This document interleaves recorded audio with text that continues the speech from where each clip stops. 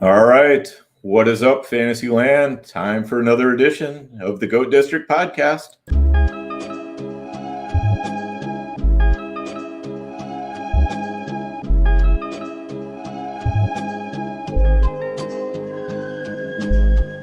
GOAT District, you know the Pope listens. Dynasty, our religion, for the blokes missing. On all of these trades, on all of these plays, on all of these grades. By the end of the day, y'all getting played. So, what you gonna do next? Try to fill up that flex? Send the homie a text? That trash offer's the best? You try to make it complex, then they text you back. Now all of a sudden they don't make any sense. Broaden your horizons, boy. Dynasty's not for the Simons, boy. These trades not for consignment, boy. Respect your opponent, y'all some piranha. But first you gotta bait 'em, bait 'em, bait 'em. Fish, fish, fish.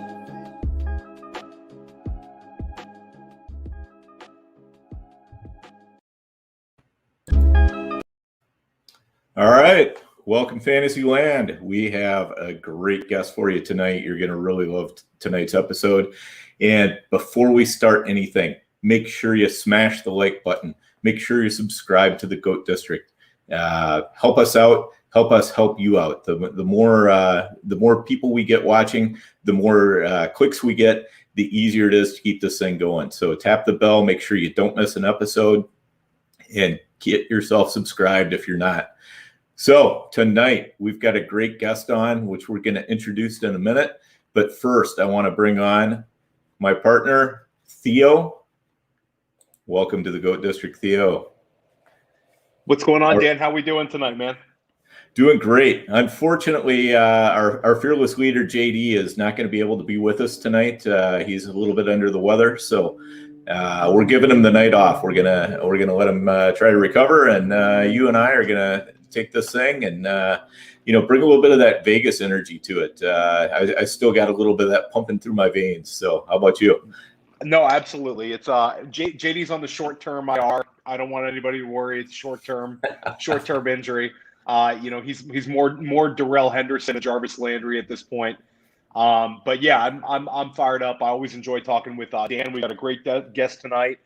I'm in waiver wire hell right now. I'm trying to get all my bits in for many leagues tonight, so I don't have to scramble tomorrow. So this is a nice break from that. I feel like I've been doing calculus for about the last hour, and my brain is fried. So I'm happy to just talk some football with my man Dan.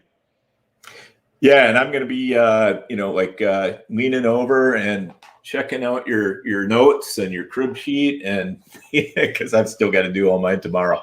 So it is. It's an interesting week. I'm sure we'll touch on it tonight.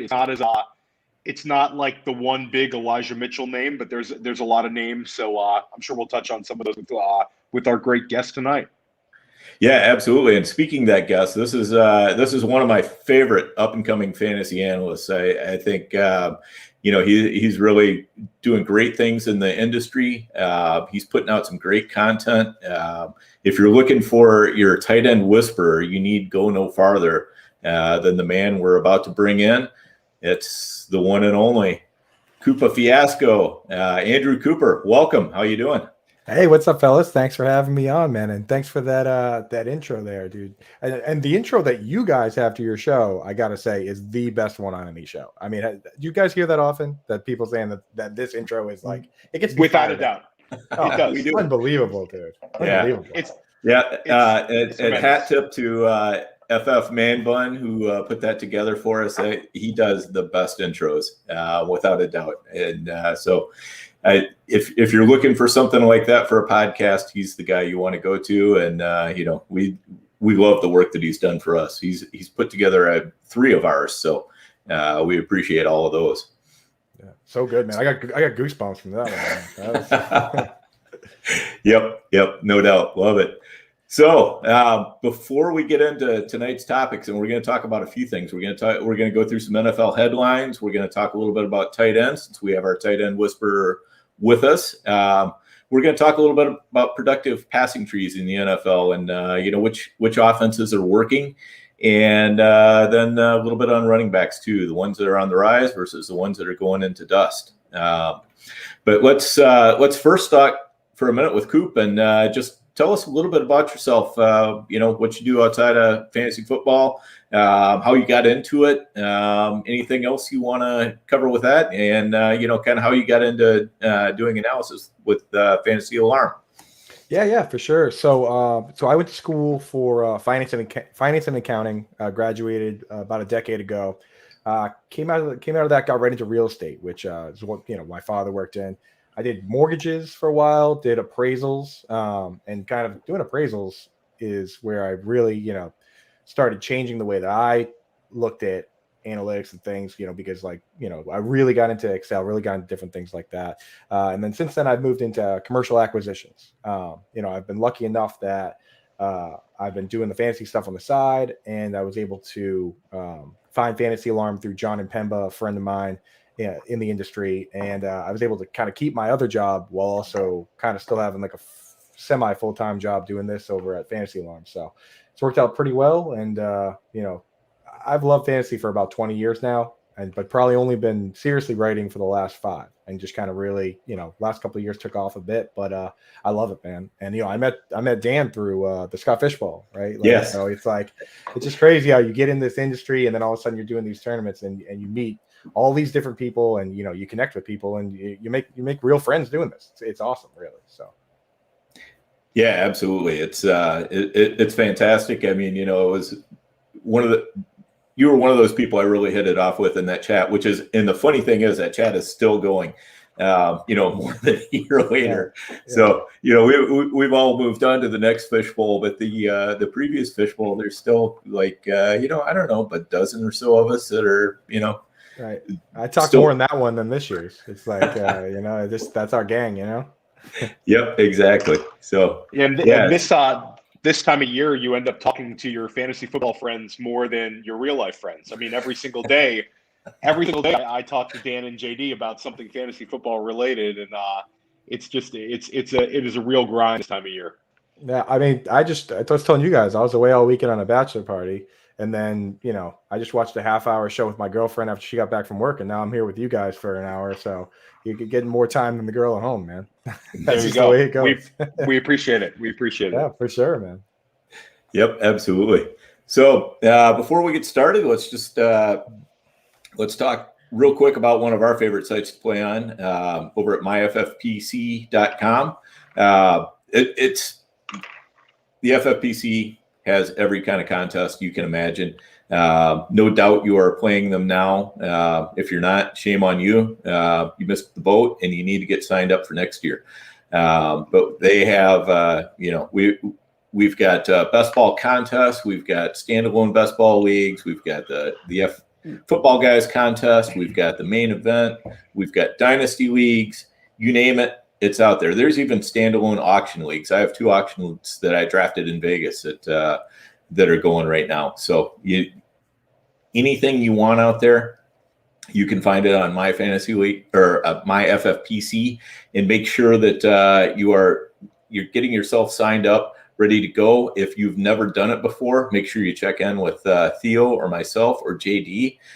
Just send us a DM, slide into those DMs and let us know, hey, I'd like to get hooked up with myffpc.com for next year, and we'll set you up with a little bonus. So we'll get you on there and show you a good time.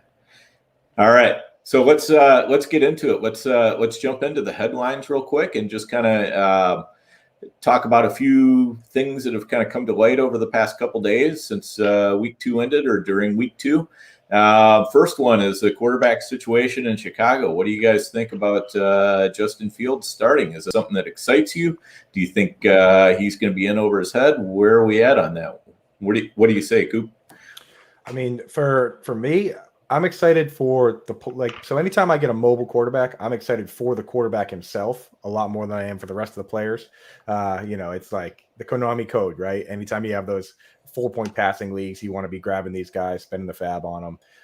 The one thing that I'm not quite excited for about it is that it's kind of been proven mathematically. The eye test has shown us for a long time that mobile QBs don't really love to dump it down, right, to the running backs. Mm-hmm. But, now we have the mathematical numbers to back that up to a certain degree. So it could be a little bit of a hit to David Montgomery. Could also be a little hit to Cole Kmet, who runs kind of a 5-yard, 6-yard A dot. But I think it's gonna the mobile QBs that can extend plays end up being big for themselves and also big for guys like Darnell Mooney, who can when the play gets extended and you got a speedy guy that can get out in open space. You've seen what happens with like Tyler Lockett and Tyreek Hill, and just can pull those massive plays. So it's gonna be interesting. What do you think, Theo? Oh, I'm fired up for Justin Fields. He's a player that I have rostered a lot of. I think he's the kind of guy that will have upside with his rushing ability, and I think he's an underrated passer. I think once he gets his feet set and has a week to prepare as the starter, I think you'll see him look improved as a passer. From where we saw him the first 2 games, and like you said, I think that it's usually these rookie quarterbacks have tunnel vision for one receiver, but I'm hopeful that it'll keep Mooney afloat. Mooney's been kind of a guy who I've been impressed with so far, but I think if you have Allen Robinson, to me it's an upgrade for him as well. Dalton was not very good, so I'm bullish on Fields, and I actually have some interesting lineup decisions on like my Fields teams. Like, do I start Joe Burrow or Justin Fields? I think I'm going to throw Justin Fields right out there. Andrew Schellenberg, another GOAT District member, and I have a team where we've been screening quarterbacks until Fields or Lance was ready to go, and that's over. I think we're throwing Fields in there. So I think that I have a very optimistic feeling about Fields, and I think he'll shine.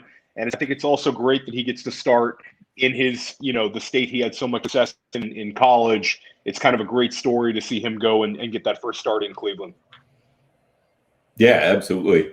And, as somebody who has drafted Fields as a second quarterback everywhere, or in some cases, even my first quarterback, and then, trying to go out and grab a guy like,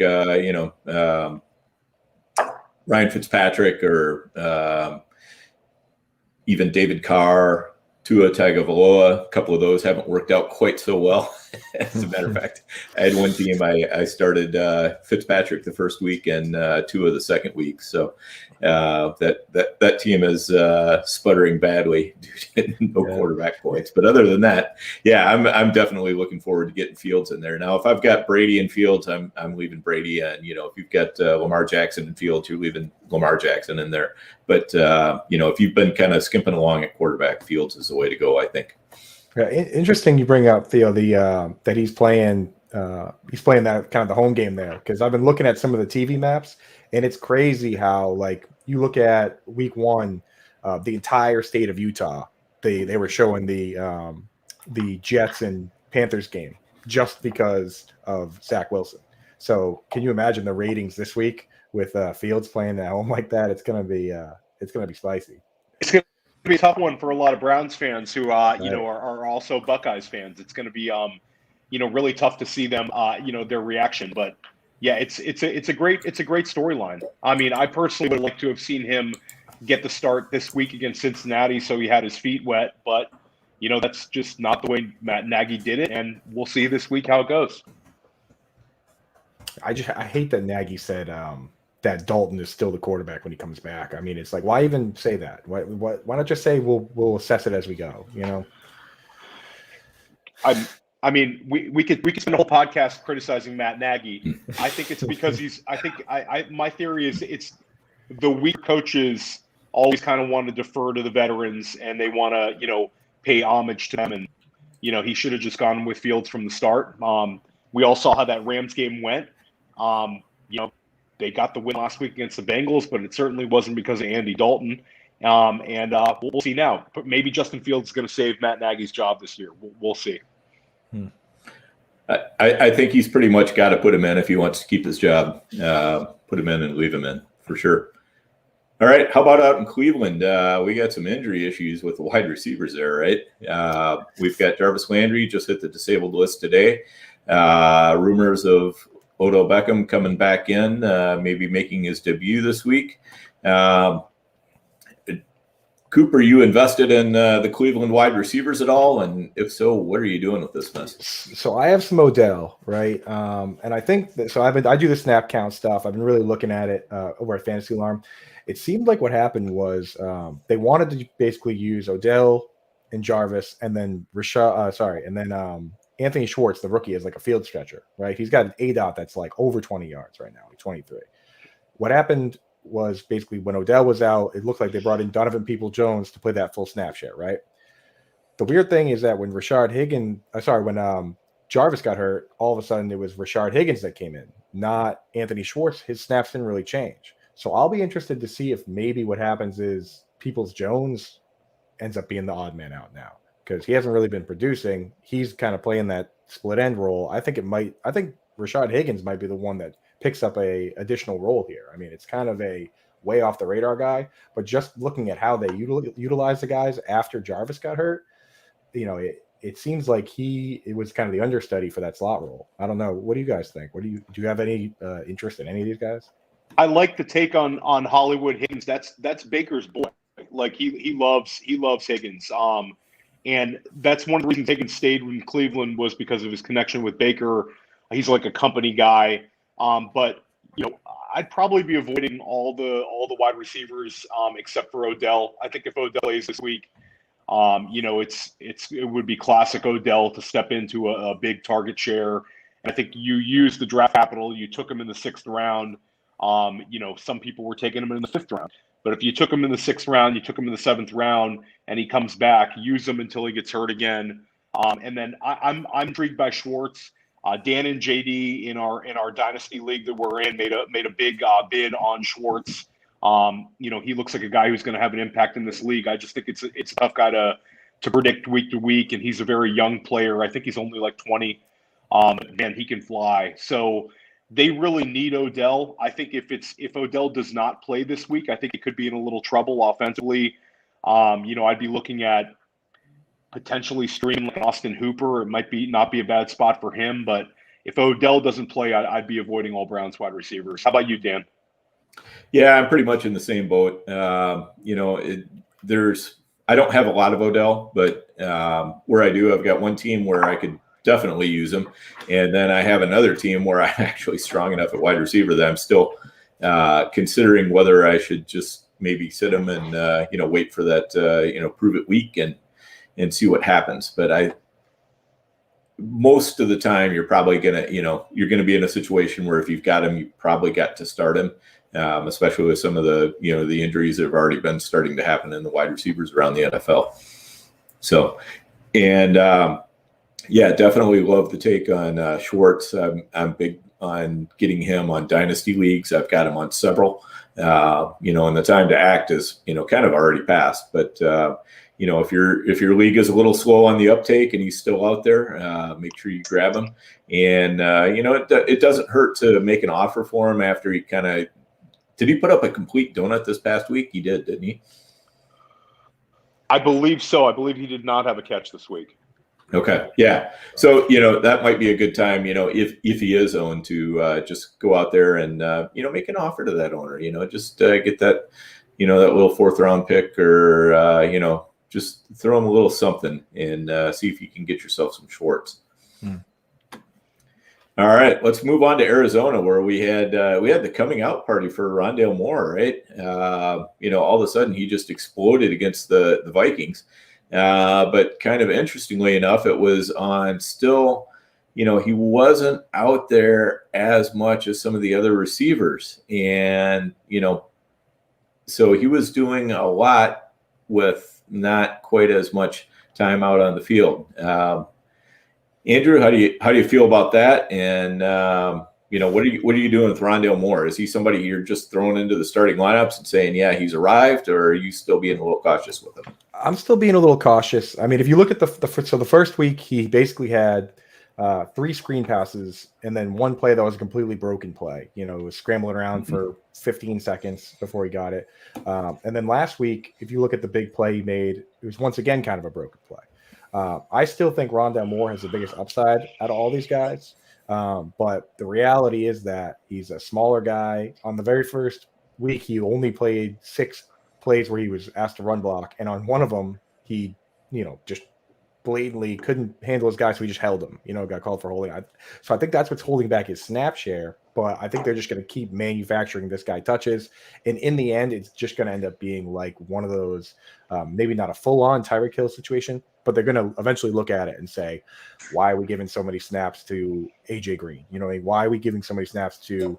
Why are we lining up Chase Edmonds at wide receiver so often? You know what I mean? When we have this guy who is just so explosive. So I'm in wait and see mode. You definitely want to add him where you can. It's just I need to see him. I'd love to see him do more, just lining up as a wide receiver and beating his man in man-to-man, because we haven't really seen a ton of that. We've seen broken plays and screens and stuff, but I'd love to see him, really transition into, that real wide receiver. Yep, Yeah, absolutely. I mean, I'm all in on Rondale Moore.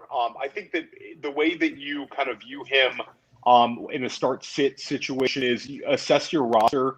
If you're feeling super strong about your matchup, and you can go with more of a floor play at flex, that's fine for certain teams. But if you're in a situation where you need a guy who's a boom bust type guy, I think you go with Rondale Moore. The usage might be a little annoying week to week, but you've seen what he can do in a boom week this past week. It's really hard for them to put that away after he flashed. He makes so many smart plays. The play where they had the long 60-plus yard field goal, it was Rondale Moore getting out of bounds, doing everything he could to evade tacklers, and then getting out of bounds, really stretching it. He has such a presence. And I think that they showed what they want to do, where they had the one manufactured rushing attempt where he almost got in the end zone. It was an unfortunate fumble. But they're clearly want to get him the ball, and he does lead the team in targets per route run. So when he's on the field, they're getting him the ball, or they're at least looking to get him the ball. So he's the kind of guy that you want to do everything you can to get in Dynasty. He's almost impossible to get right now in Dynasty. I've tried this week a few trades, but in redraft I'm bullish on him as well. How about you, Dan? Yeah, I'm definitely pretty bullish on him. I'm kind of, I'm where Coop is. I'm still being a little bit cautious as to where I'm sticking him in. But he's a guy that I kind of drafted to be a second half of the season guy, and the fact that he's already starting to pop just makes me feel good about making that decision. And I'll throw him in where I need him, and places where I feel pretty good, I'm just going to leave him on the bench and let him continue to mature, and hopefully continue to start picking up more and more snaps. And as Coop was saying, get out there and run some real routes. With Rondale Moore, I think you're going to want to grab him if he has a bad couple of games and somebody drops him, or you could pick him up in Dynasty League because his owner's starting to get sour on him. That's the time to do it. Probably not going to happen, but maybe he'll get lucky. I mean, sometimes people drop some pretty crazy players, just because they get into a bye week bench. So it could definitely happen. What do you guys think about switching gears, going over to the Jaguars? How are you guys approaching this team, given that they really haven't seemed to be able to get it all together? They've just been struggling. It looks like there's a little bit of problems with scheme. I'm not sure if the coaches are quite wired into the NFL, how they're handling their players. What kind of takes are you getting on the Jags? And we'll start with you on this one. I'll give a shout out to Dwayne McFarland, but one thing that stuck out to me in his article this week, which is great on PFF, is that they're dead last in time of possession. I mean, they've got major problems in Jacksonville. I think that this week is a big test for James Robinson. He's really a difficult player to use right now, but against a team that should really beat the shit out of them in Arizona. I think James Robinson does have a chance to at least catch some balls this week, but I'm really going to try not to start James Robinson on any team that I have him until I see something. I think the one kind of bright spot is Marvin Jones. He had 11 targets last week, and they seem to be leaning on him. Lawrence seems to like him. DJ Shark had the big week 1, so it's a really frustrating team. I kind of wish I had no Jaguars, and I wouldn't have to deal with it at any time during the weeks. But it's one of the more frustrating teams in the league, and clearly one of the worst teams in the league. Yeah, I'm with you on that. I mean, I'm a big tight end guy. I really didn't understand the usage for James O'Shaughnessy. Did you guys see those numbers? He was using like it was Travis Kelce. Right, exactly. It was pretty ridiculous, man. So, I mean, I look at it now though, and I say, okay, you know what? O'Shaughnessy's hurt. Laviska Shenault's hurt. Now you kind of have consolidated snap shares among DJ Chark and Marvin Jones.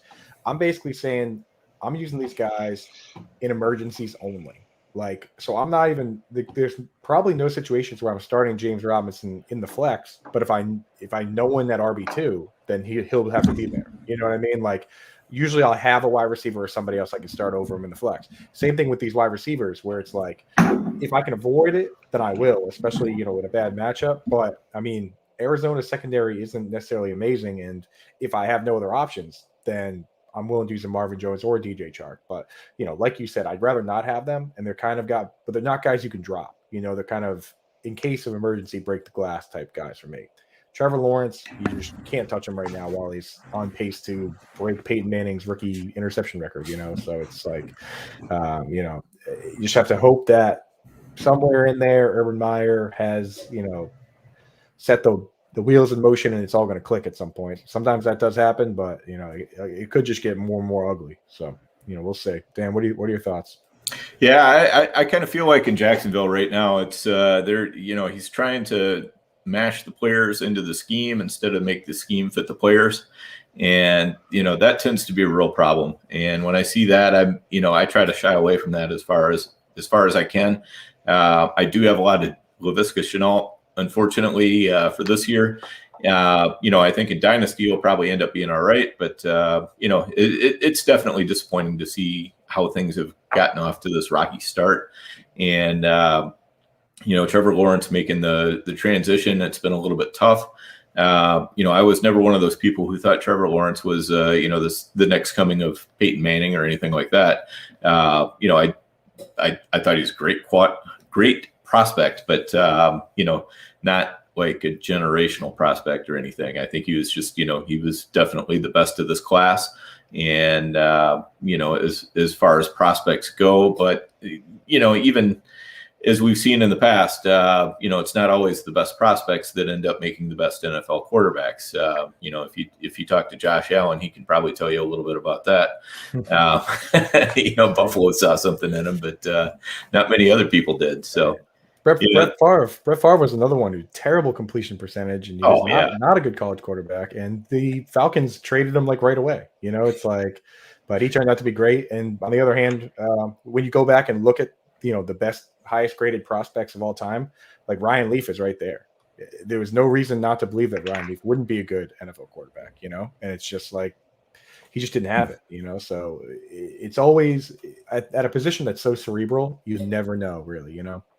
Yep, exactly. I mean, it's just so hard to see how they're going to make that jump to the NFL. And I'm definitely, if I've got Marvin Jones, I'm starting him. He's been working for the past couple weeks. I think Lawrence is, at least has confidence in him that he's going to keep throwing him the ball. And as long as he keeps getting those targets, I'm good with that. So I'll use him. The rest I'm trading pretty lightly on though. All right. And then let's talk a little bit about David Carr. I mean, here's a guy who's, he's been in the league since 2014, I believe. And we've spent most of his career kind of crapping on him a little bit. It just kind of seemed like he was one of those, I kind of put him in that Andy Dalton range. He was just good enough to keep you from moving on to a quarterback who might be able to win you something. And still on an NFL level, I don't know if he's there or not. But, when we're looking at him from a fantasy standpoint, I'm putting up a screen here. this is David Carr last year and the first 2 games of this year, and you can see, as we look at the last, what is it, 8, 9 games or so. I mean, he's been crushing it fantasy wise. Do you guys think that's something that can continue? Has Gruden finally got him into a good system and he's got the targets that he needs to make this happen, or is this just a nice little run that's going to probably end pretty soon? Coop, why don't you start with that one? Yeah, I mean, I've always kind of thought Derek Carr was a good quarterback in the sense of like a game management. Like he's not really a guy that loses games. He's always had a good completion percentage. That's why he was, for a little while now, he's been the Scott Fishbowl cheat code, where there's you get points for completions, you lose points for incompletions, kind of a little industry secret guy. And I think that maybe that's why I'm a little bit partial to him. But I'm thinking that a lot of the recent production has kind of been a part of them dismantling this run game. It's like Josh Jacobs was hurt at the end of last year. They lose Trent Brown. They trade their center away. Now Jacobs is banged up again. It's just kind of a situation where some teams, if you're, trying to be a defensive pound the ball team, you're not going to have a quarterback that's throwing for a lot of yards. And as soon as that's off the table, now you don't really have a lot of choice. I mean, you think about that game where he threw it to Waller 19 times. They didn't have much choice but to throw it to Waller 19 times. I was trying to think of other ways they could handle things, but there was just nothing else there. So it's like you got to take what's given to you sometimes, and that's why fantasy is so hard, because it's like you want these matchups where it's good offense, bad defense, and it's just a tough balance, But I could see Carr sticking to it. I mean, Ruggs taking a little step forward. Kenyon Drake can catch the ball. I don't know. What do you think, Theo? I'm actually very bullish on the situation in Las Vegas. They have 2 wins over teams that were in the playoffs last year. I think that really speaks volumes. I thought that it was a very emotional win against Baltimore to start the year, and they carried that momentum into Pittsburgh. I think that the fans in Vegas, it's a really good situation playing in Vegas. And I think that Carr has started out red hot. We bring up Waller, who's a fantastic weapon, but I kind of like the wide receiver core he has. I think he's getting the most out of them. Renfro seems to be a guy he likes. We all like Brian Edwards on the GOAT District, and Ruggs really flashed last game. And he found Foster Moreau on a touchdown as well against Pittsburgh. So he's using his weapons well. I agree with Coop that Drake was a really nice addition. So I'm kind of bullish, and he's got over 800 yards passing right now. I don't think any other quarterback's at 700. So I think this will keep going. And I think they'll get the win this week against Miami, and then there's potential for shootouts in that division. The games against Los Angeles and Kansas City, those seem like shootout types games. So I'm buying Carr as a borderline QB1, and certainly a guy that you're really happy to have in Superflex. Yeah, without a doubt. In Superflex, he's been a fantastic find, and even if you're struggling anywhere at quarterback and single quarterback, I mean, I think he's got to be your go-to guy, and I think I'd spend up a little bit on your fab to get him this week if he's not owned anywhere. I do have a couple leagues where I'll probably put in some bids for him just because, I need him. I don't really have anybody who's really taking control of my quarterback position, and, what you got to do, what you got to do. And so hopefully it keeps going, but I like what I'm seeing there. And, they're just not doing very good at running the ball. And so, when you've got that going on, just lean into the passing game and just go with it is pretty much the way I'm going at it. Agreed. All right, so let's jump into an area of expertise for Coop here. Something this is where he first caught my eye a couple of years ago, and talking about the tight ends, and I really like your approach to solving the tight end puzzle every year. The only advice I've got to give you on that is please put it out in June next year instead of. Oh yeah. I get that's the thing is it's so hard to time it. Last year I put it out so late, and I tried to move it back earlier. The thing is, it's just like if I put it out earlier, the whole thing ends up with a million edits on it. Like if you go look at it now, I try to edit when any news comes in. I'm trying to keep it fresh. If I put it out in June, man, it'd be a full-time job, bro. So.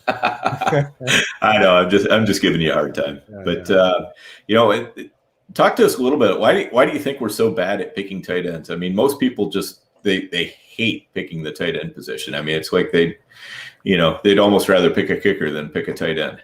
Right. And there's two different versions of hating the tight end too, right? There's the people that say, I'm taking Kelsey at 1 overall and I'm never thinking about it again, right? And then there's the version that says, I'm just not drafting one at all. And maybe they don't even draft one the entire draft, or they take like the 17th off the board, But what I try and do is, and I think the reason that people are, they don't do well at it is first of all, they don't focus on the right details.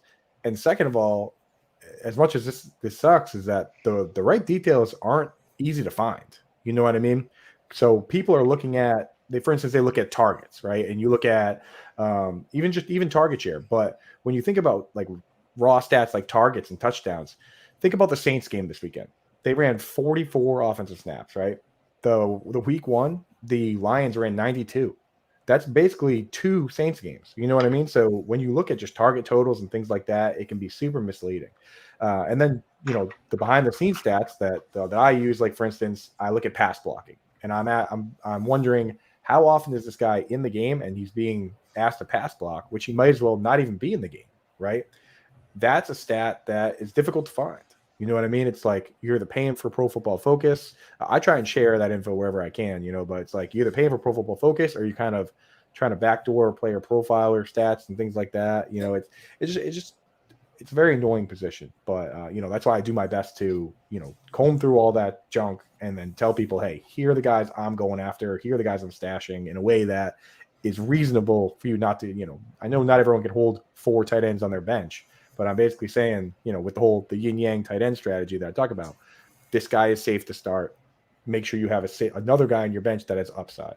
So that's just the basics of why I think it's difficult for so many people. Is that it's not the position is not like any other. Right. Yeah. Exactly. And a lot of times, I think you get tight ends that kind of fall into value for a year, but it's not necessarily sustainable. Because what caused them to fall into value is something that the team is actively trying to fix for the next year. Exactly. And that's why for anybody that plays, I know you guys do a lot of Dynasty stuff. My one piece of advice for Dynasty is very simple. It's to roster talent, but start opportunity. So you want to get as many talented players as you can, but when you're competing to win, you need to trade and get yourself a guy who has a top 2 upside on his team, because it's like, so many guys are sitting there rostering guys like Jonnu because they were talented, or guys like Goddard, and you lose to people that are starting Logan Thomas, who just kind of backdoored his way into, being the second target on the team, So that's my Dino advice right there. You want to collect as many talented guys, but when it's time to compete, you have to go out and get somebody who has the opportunity. Right, exactly. And, as you said, it's not only just about snap share. It's not only just about routes run, but it's also, figuring out, how quickly does the offense move? How many opportunities per game are they going to have? Even if they've got a good target share, like you say, in the Saints, it could be a high target share on the Saints is not as good. If you get 20. Oh, just got a connection there. Yeah, I think Dan froze up. But yeah, like he was saying, it's kind of it's a difficult position to gauge in terms of the stats. And I think that was a great point you made about collecting those guys like the Jonus and Dallas Goddards. What would be a guy that would be potential Logan Thomas for this year? That you maybe could see come into a really big, potential volume as the season goes along that people could really lean on that might be under the radar. Yeah. Well, if there's one thing, simple piece of advice for redraft that I give people to just put in the back of your mind, right, is you really need to envision a path to being a top 2 target on the team, right? So you look at the thresholds for these tight ends. If you're in a 10 or 12 man league, if your tight end isn't top 5 or 6, then you have a below average tight end mathematically. And the difference between tight end 10 and tight end 16 was 10 fantasy points last year. So in reality, people are like, oh yeah, he's a tight end 1. Well, that really doesn't matter to me. I want top 5 tight ends. And when you look at the top 5 tight ends going all the way back to basically, if you take top 5 tight ends, they've all gotten either 90 plus targets or 10 plus touchdowns, going all the way back to Randy McMichael in 2003. So in your mind, you got to be painting a picture on, whether this guy's going to catch 10 touchdowns or whether he's going to have 90 targets. And I don't project guys to catch 10 touchdowns unless they're doing what Rob Gronkowski's currently doing. You know what I mean? Like before the season, I sit there and I'm like, I'm not sure I can project Travis Kelce to have 10. He'd probably be the best at it, but he's the only tight end that's done it twice in the last 5-6 years. So that's what you need to do is kind of paint yourself a picture of how can this guy be a top 2 target on his team. Either the leading guy or the second guy. Basically, pretty much all of them are the top 2 targets on their team. Robert Tonyan scored 11 touchdowns. Before him, you have to go back to Martellus Bennett 2014. So that's what I'm looking for. So I'm looking at guys like the Patriots tight ends. And I know I saw the question at the bottom of the screen. Their usage has been good to a certain degree. Yeah, so they are flops in the box score numbers so far. Jonnu Smith, just this week, he had 5 targets and he was playing a limited snap share because his hip was he's got an issue with his hip and it was a blowout anyway. But he didn't block on a single pass play. And if you look at Hunter Henry, he played 22 snaps at wide receiver. He played almost all the snaps. He was running almost all the routes. It was just a blowout. You know what I mean? There's no reason to throw it to a guy with a hurt shoulder or a hurt hip. But these are the guys who could be top targets on their teams. Guys like Evan Ingram coming back. We don't know what his role is. A guy like Cole Kmet, with a new quarterback, we don't know if it's going to be Darnell Mooney or if it's going to be Cole Kmet after Allen Robinson. A guy like Juwan Johnson, who's ascending, his snap share is ascending. He just ran more routes this week than Adam Trotman, right? Even a guy like Jordan Akins, where, everyone's hurt except Brandon Cooks, and there's a new quarterback in there. It's like these are the kind of pass that you need to kind of try and paint yourself a picture of how can this guy be top 2. I mean, Noah Fant now can be top 2. Logan Thomas with no Curtis Samuel could be top 2. Dallas Goedert, why can't he be a top 2 guy? It's like, as long as you can paint some sort of picture, you can find upside. That's kind of my thoughts on it.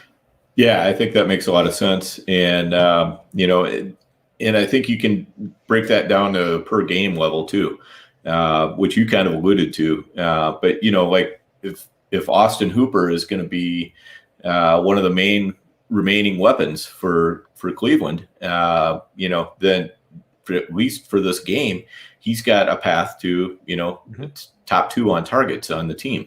And that's what you're looking for. And then another thing is if you keep track of, which defenses are really terrible against the tight ends, for the most part, I don't track, like this, this team's terrible against wide receivers. This team's terrible against running backs. I mean, that it helps you, but, there's so many wide receivers or running backs. You're not exactly sure all the time who's going to benefit the most and who's not. But with the tight end, a lot of times you can find 1 or 2 or 3 teams over the course of the year that are just absolutely struggling against tight ends and just pick on them week after week after week. And sometimes the guy that, the tight end who's playing him isn't going to be available because it's Travis Kelce. Well, tough luck that week, but maybe one of those other Yeah. I mean, that's huge for the matchup wise. And there's also on the flip side of that, there are tight end killers out there. The New England Patriots have been just brutal to tight ends for over a year now. It seems to be going again this year where Mike Gesicki, gets zero catches week 1. There's individual players. Isaiah Simmons now for the Cardinals. And the fact that Isaiah Simmons is so good, Devondre Campbell, they let him leave. Now he's with the Packers. I mean, he could, he's been known to be kind of a hired gun tight end cover guy. Some of the safeties like Jamal Adams, it's like, it's tough to do it that way. But when you see teams like the Jaguars consistently getting roasted by the tight end, absolutely stream guy. That's how you should definitely be targeting the stream guys. Look for, injuries like Njoku or Austin Hooper. Hooper ran more routes, so I like him a little better. But use that stuff to your advantage. And that's stuff that you can find online if you just, search for points versus the tight end, Yeah, that's a good one with the that's a good segue. So you're a Hooper over Njoku guy. You're Johnson clearly at this point over Troutman if you were going to bet on one of the Saints tight ends kind of stepping up for the rest of the season?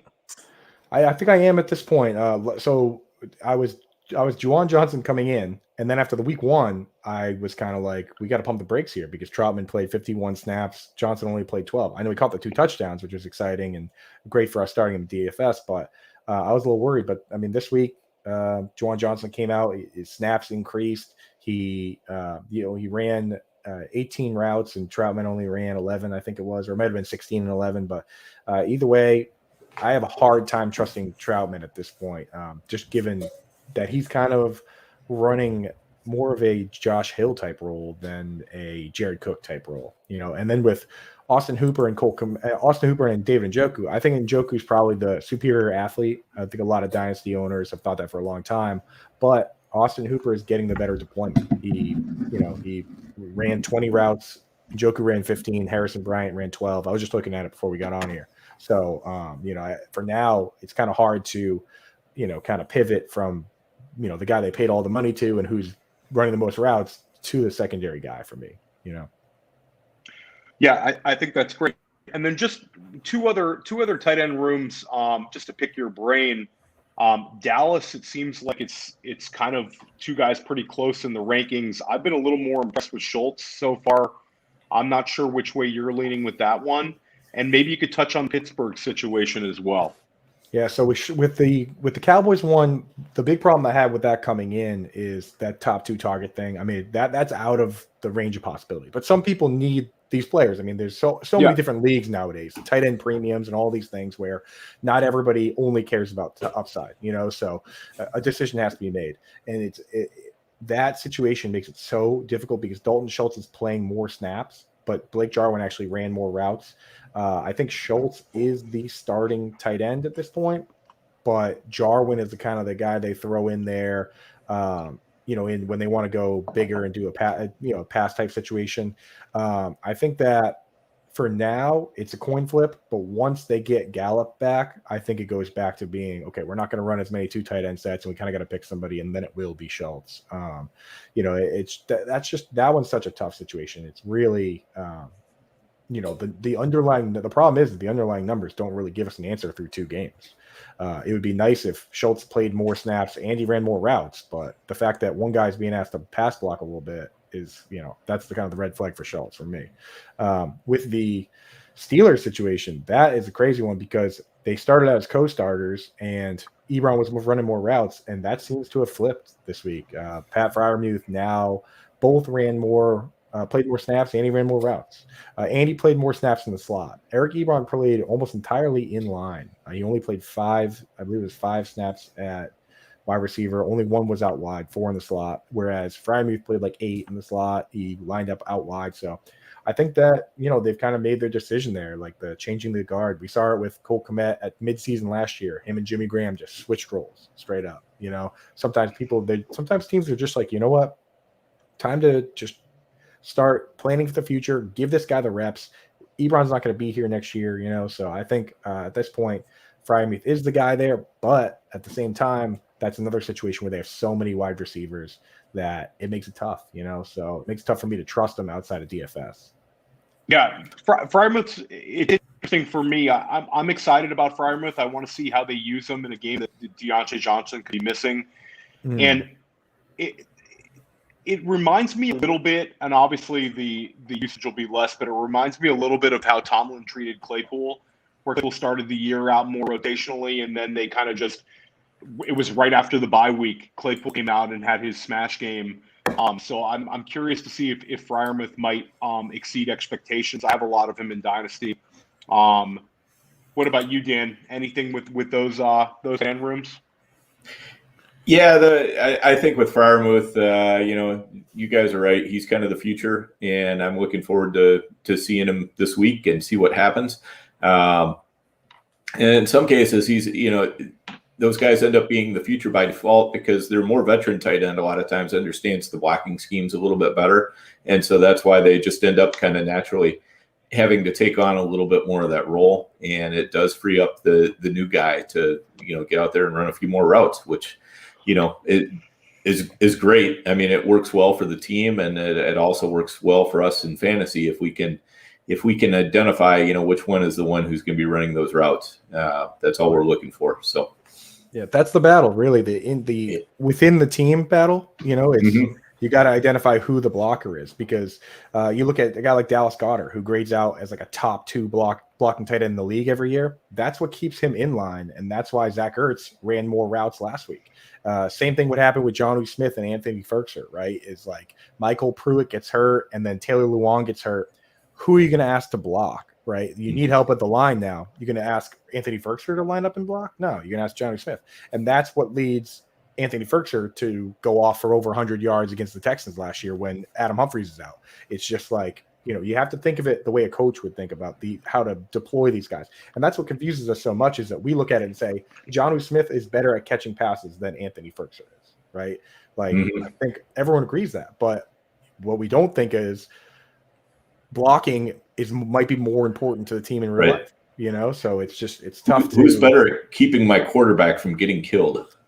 Right, exactly. That's what happens at running back too. It's kind of crazy sometimes. So, little things to think about. Yep. One upper echelon tight end. Just curious to see your thoughts. I'm a little concerned about George Kittle. He's got 9 targets in 2 games. He had a decent game 1, and then last week was a pretty much a nothing game. Is there any concern there? They're really targeting Debo heavily. Are you projecting Kittle to get back to a top 3, or should he be treated more like a top 6 guy at this point? Yeah, so I think Kittle's going to be just fine. So if you want to move Hawkinson ahead of Kittle, then I would say go ahead. But it's like when you're talking about trading, you're not going to trade. You're not going to really do that trade. And here's the situation really, is that you think about that first game, right? That game really, in all reality, was a complete blowout, right? In any normal game, if you're up 41-17 and you have the football with 6 minutes left, that game's over. You know what I mean? So then after that, there was the onside kick and the fumble, and they really didn't need to use him the first game. In the second game, in the first game, he blocked on 10 pass plays because they just were like, we're just running the clock out. In the second game, his deployment was a lot better. He ran more routes than any player on the team, more than Debo, more than anybody else. He only pass blocked on 4 snaps. I think that the Eagles just might be a team that's a tough matchup for tight ends. I mean, they bottled up Kyle Pitts the first game too, and then Pitts looked better second game. It's like we expect monster things from this guy, but you look out at the tight end landscape. If I had a tight end that caught 4 passes week 1 and then 4 passes week 2, I'd be pretty happy with things. You know what I mean? So I think that the people that have George Kittle sit tight. If you want to try and buy low on him, I would go for it. But I don't think they look at George Kittle and think this isn't the same guy we've always had. I think it's just a situation where they destroyed the Lions and there was no sense getting your guy hurt. When you're up 41-17, I mean, like, why would you don't throw it to your superstars, And in the second game, I think the Eagles might have just, had a good game plan for him, but I think Kittle's going to be just fine. Yeah, I agree, and especially with Kittle, because I mean the guy he's a wild man out there. He does not like to go down, right. And so if the game is in hand, throwing it to him and allowing him to go out there and try to get himself hurt again probably isn't the best, for your long-term team goals.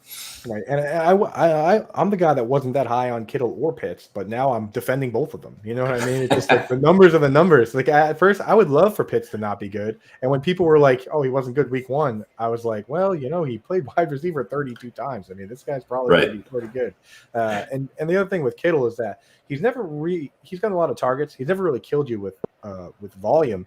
This is a guy who has, he's got like it's something crazy like 8 plays over 60 yards, and no other tight end has more than like 2. You know what I mean? Like he's gonna take monster chunks out of a bunch of these teams, and then we're gonna be like, oh, there he is. You know what I mean? Like just barreling over safeties. So I'm not worried about him having any issues moving forward. So yeah, yep, agreed. He's solid, and he's always been a key cog in that offense. So. And speaking of offenses and passing, why don't we move into talking a little bit about passing trees and what are you seeing across the NFL? Are there offenses that you're really trying to target because you like how narrow the passing tree is, or you like you think there's one branch? And we could continue what Dan was just talking about. Is there a takeaway with the way the league's moving in terms of concentrated passing trees, and do you see any particular teams this year that you're looking to potentially get involved with that are kind of meeting that criteria? Yeah, I mean, I think the main thing for me for fantasy, right, is the highly consolidated snap and target share teams, that the teams that are successfully doing it, because a lot of times you think that you can't just have 2 guys, it doesn't work. But I mean, you look at teams like now that we've seen it and we've seen it working again this year, I'm definitely interested in getting either of the Vikings. Osborne's fine and all, but I mean, Thielen and Jefferson. Thielen ran us every time they passed the football, he ran a route, and that's what he's doing last season too. Tyler Lockett and DK Metcalf, AJ Brown and Julio Jones, like the teams that can pull it off with just the 2 highly consolidated snap shares. That's how you get these seasons like the Mike Evans, Chris Godwin season, or the Demaryius Thomas. Remember those Demaryius Thomas, Emmanuel Sanders seasons? Like absolutely, those are awesome. You know what I mean? Especially when the tight end's not involved either, like the Vikings. It's like just 3 guys. You know what I mean? Go away, KJ Osborne. We don't want you out here.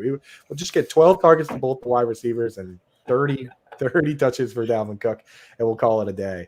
From a general NFL fan standpoint, I love these offenses that are really spreading it out. I hope the air raid succeeds with Cliff Kingsbury. It's just so much fun to see DeAndre Hopkins running the intermediates and the deep guys and the screens and stuff. On the flip side, I hate what the Ravens do. But it's just all this substitution, and they're using fullbacks and the flooding where it's like 5 guys all in the same part of the field. It's just like, to me, it's not enjoyable as a fan. You know what I mean? I don't want to see every wide receiver on the team playing a 30% snap share, like Devin Duvernay playing 30%, and all these, Willie Snead. I know he's not on the team anymore, but he basically was out there playing guard and from the slot. You know what I mean? Like nobody wants to see that. Nobody wants to see Nick Boyle. Nobody wants to see Patrick Ricard. Just, you know what I mean? Like just as a fan, I know it works in real life, but I mean, I don't know. What do you guys think? What kind of offenses do you like to see? I agree with you on Arizona. I think Arizona is just unbelievably fun to watch. Tampa Bay is incredibly, pleasing to watch. Yes. I've been happy with what the Rams are doing this year. I think that they've got a real game plan with Stafford, and then obviously the Dallas offense when they're at full strength is a lot of fun to watch as well. And I'll disagree on that. I think Patrick Ricard is a fun guy to watch. He does some good things out there. Shout out to Ravens Nation. Okay. What about you, Dan? He's a good dude. He seems like a good dude, right? He's a UMass guy, right? So he's from up this way. So yeah. Absolutely. You have to love 300-pound fullbacks as well. Yeah, he's a big boy. It's just every time he comes in, a wide receiver comes out of the game. I'm a fancy guy, so come on. Yeah, it's definitely negative correlation for fantasy with Patrick Ricard. Right. Yep, exactly. Yeah, the main things I look for is I either look for that narrow passing tree or I look for that just absolutely elite quarterback. And when I say elite, I mean somebody who really is a field general and is always throwing to the open guy. Where you get Breeze back in his heyday, Peyton Manning back in his heyday, certainly Tom Brady now. Guys like those, whoever they end up focusing on, they're going to take you to a championship. So those wide receivers tied to the elite quarterbacks, the really good quarterbacks, maybe an elite quarterbacks with just, 2, maybe 3 good options, or sometimes, just that quarterback who's just good enough to get the job done. He's got that one elite receiver. Sometimes that's a really productive thing to mine as well. But the one thing that I'm always really careful of is the target's got to go somewhere. So I'm going to pick up Tyler Conklin, not knowing anything about, what the Vikings think about him. We're taking him just because Irv Smith is gone, right? And that's a lot of times not the best move because, targets are like, they're drawn to talent like a magnet. And so if you've got the guy you just think, well, he's standing in the right place, so he's going to get those targets, but there's somebody else that you don't know as well because, the fantasy community hasn't been focusing on him, but he's actually more talented. He's actually going to do better for the team. That's where those targets are going to end up going. So a lot of times just the best thing to do in those situations is, if you want to take a really late guess at it, go ahead and do that, or really cheap guess in whatever way it might be, on the waiver wire or whatever. But then, just let the situation play out. And a lot of times you'll find all of a sudden, somebody like KJ Osborne, after that first week, I was like, okay, this is where they're going. Everybody, a lot of people in my leagues were, they didn't bid on him at all. And I was jumping all over him because I'm going, yeah, okay, this is the third guy that we're looking for in this offense. Because it's not going to be just 2 guys. So there's probably going to be a third guy. This is now looking like the most likely guy. Get him for cheap and then, see what happens. Yep. I mean, that's the big thing about looking at the underlying stats, because if you look at Tyler Conklin week 1, he blocked on 8 pass plays and they didn't run that many pass plays. You know what I mean? Right. So he was toast. If you look at last year, Logan Thomas, right? He was lining up at wide receiver. He was running a ton of routes. He wasn't doing much though. So Dan, to a certain degree, for the first 5 games, he was the guy you kind of described as the dude who was just there in that position, but not really with the talent. And then he kind of developed it as, he kind of earned it at a certain point. You know what I mean? And then he became a reliable target. That's why I look at some of these guys that are new to the teams, like Hunter Henry and Johnny Smith, and say, okay, I know there's talent there. I know that there's opportunity there. I'm going to stash them and see if they can be this year's Logan Thomas that comes on strong, because that's why you got to, try and have a safe guy so they can stash these other guys. Is that, nobody was starting Darren Waller week 1 when he broke out, or Mark Andrews when he broke out, or Logan Thomas even. It's like you have to kind of try and play both sides of the coin, So, but I know exactly what you're saying with that. You want to jump on the opportunity, but the talent is what, gets the ball your way. Yeah, targets are earned. I think that's something that people really have to buy into. And I think one thing that we didn't really touch on with this concentrated target tree, to me, as the season moves along, Atlanta is going to be just one of the most predictable teams going. You brought up Kyle Pitts and how many targets he's receiving, how they're lining up at wide receiver, and we all know about Calvin Ridley. It seems like as the season progresses, it's going to be those 2 guys with maybe a little bit of a mix of the running backs. I think that's going to be one of the easier tandems to kind of lean on, knowing what you're going to get week in, week out. Mm-hmm. Oh my God, absolutely. Because it's like Russell. The only thing I was worried about, I was like, Russell Gage played a lot of flanker at the end of last year. Maybe they, he just takes on a bigger role and Pitts doesn't figure it out, but. From what I've seen, they have Pitts lining up as a wide receiver, playing wide receiver. Hayden Hurst is on the field too, which is honestly, when you have the guy that's doing that role, that's fine. Like Nick Boyle played 769 snaps in 2019. Mark Andrews only played 457. But Boyle was, the guy with his hand in the dirt, doing the dirty work.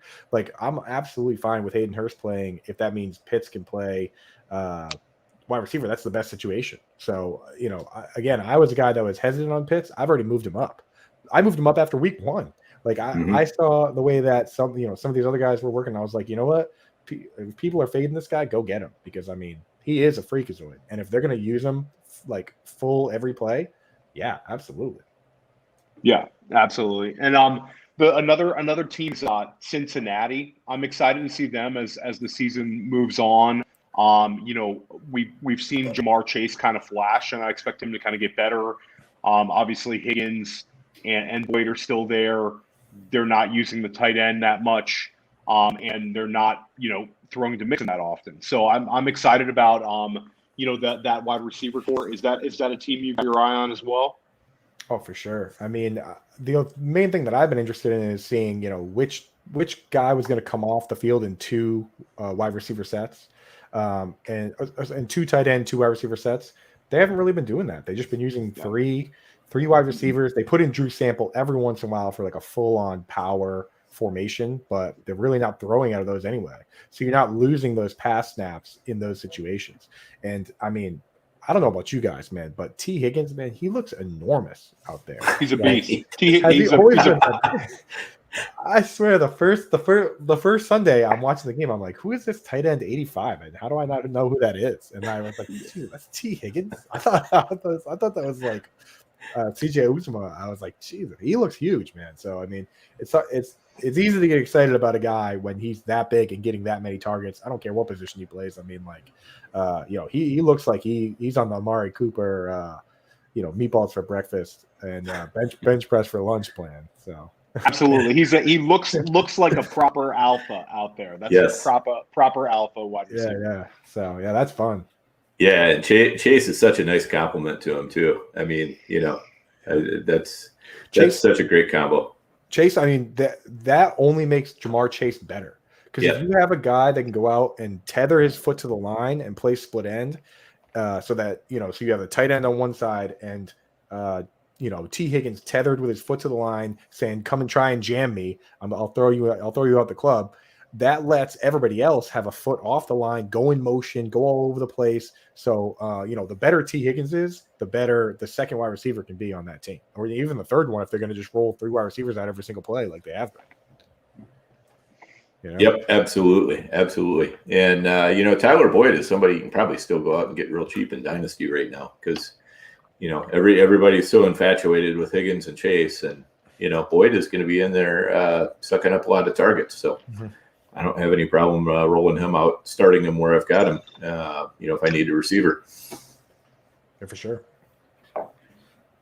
So any receivers you're kind of eyeing, that are on the waiver wire or that are, been sitting on your bench and you're thinking about throwing them in to start,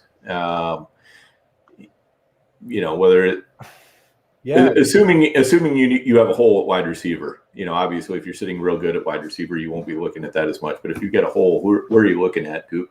Yeah. I mean, like I was saying before, man, perfect timing for this because I just did our snap count article. I go through all the snap counts, everything, all the alignment, all the alignment numbers. So I'm looking for guys that are kind of playing 90% snap shares, especially in prolific offenses that are, owned in less than 50% of leagues or so. Guy we touched on earlier, Darnell Mooney, right? He played every snap week 1, and he played more than Allen Robinson again last week.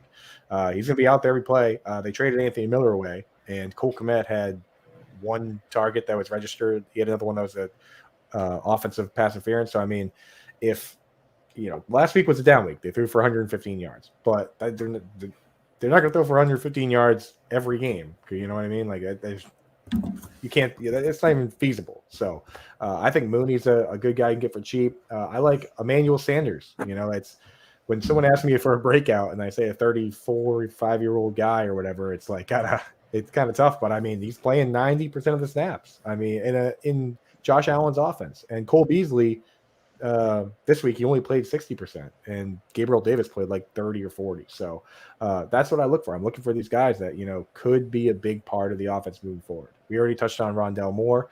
I also like the idea of if you have deep benches, grab Rondell Moore and Christian Kirk. You know what I mean? Like, see if one of them can really separate themselves. If you have deep benches, grab Elijah Moore and Jamison Crowder. Right now, it's Corey Davis, who's probably owned everywhere by now, but Elijah Moore and Corey Davis are playing 90% of the snaps. They ran into a buzzsaw this weekend. It was a bad game.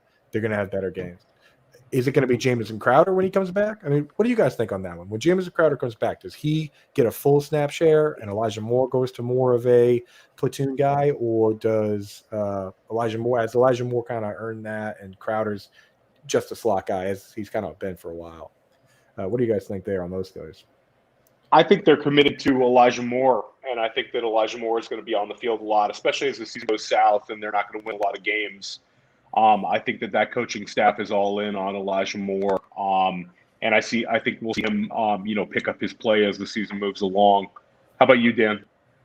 Yeah, same. I think Crowder probably functions best in the slot, and they told us, when they restructured his contract that they're not looking for him to be a major piece on this offense. They're going to get what they can out of him this year and let him walk. And he's also somebody I wouldn't be surprised if he moves at the trade deadline. So, he's a guy I've been kind of acquiring here and there where I've got room on my bench in Dynasty to just see what happens. I mean, any time you're betting on a trade, that's probably a bad bet. But if it's someplace where you can just hold for super cheap and it's not, there's nobody else more compelling to use that roster spot on. Those are the kind of players I like to hold for those spots, where I can envision something, really positive happening out of nowhere like that. So, but I do think he's going to get involved with the Jets. And I do think, he's probably going to be a little bit of a security blanket for Wilson as well. So even if he's not on the field all the time, I expect he'll have fairly healthy target numbers. What's interesting about that is that, so I think, they'd say Elijah Moore is not a Jamison Crowder replacement, right? So I think, Theo kind of had it right where it's like Crowder's the split end. They just split up the positions, right? Crowder's the split end, Elijah Moore's the flanker, and Jamison Crowder's the slot. So Braxton Berrios is playing slot right now, coming out of the game.